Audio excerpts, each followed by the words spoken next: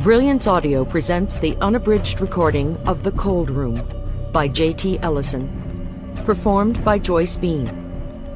For Scott and Linda, you took a chance, and I'll be forever grateful. And, as always, for Randy. Understanding does not cure evil, but it is a definite help inasmuch as one can cope with a comprehensible darkness. Carl Jung. Wednesday. Chapter 1. Gavin Adler jumped when a small chime sounded on his computer. He looked at the clock in surprise. It was already 6 p.m. During the winter months, darkness descended and reminded him to close up shop, but the daylight savings time change necessitated an alarm clock to let him know when it was time to leave. Otherwise, he'd get lost in his computer and never find his way home. He rose from his chair, stretched, turned off the computer, and reached for his messenger bag. What a day! What a long and glorious day! He took his garbage with him, his lunch leavings.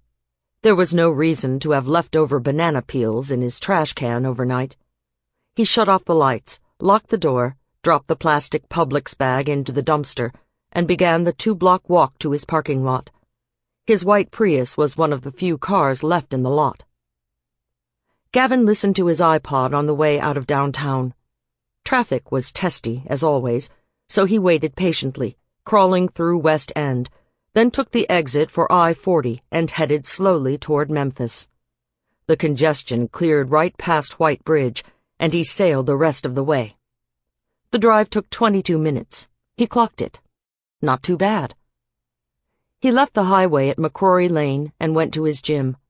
The YMCA lot was full, as always. He checked in, changed clothes in the locker room, ran for 45 minutes, worked on the elliptical for 20, did 100 inverted crunches and shadow boxed for 10 minutes. Then he toweled himself off. He retrieved the messenger bag, left his sneakers in the locker, slipped his feet back into the fluorescent orange rubber Crocs he'd been wearing all day. He left his gym clothes on. They would go straight into the wash. He went across the street to Publix, bought a single chicken cordon bleu and a package of instant mashed potatoes, a tube of hearty buttermilk biscuits, fresh bananas, and cat food. He took his groceries, went to his car, and drove away into the night. He hadn't seen a soul. His mind was engaged with what waited for him at home. Dark. Sample complete. Ready to continue?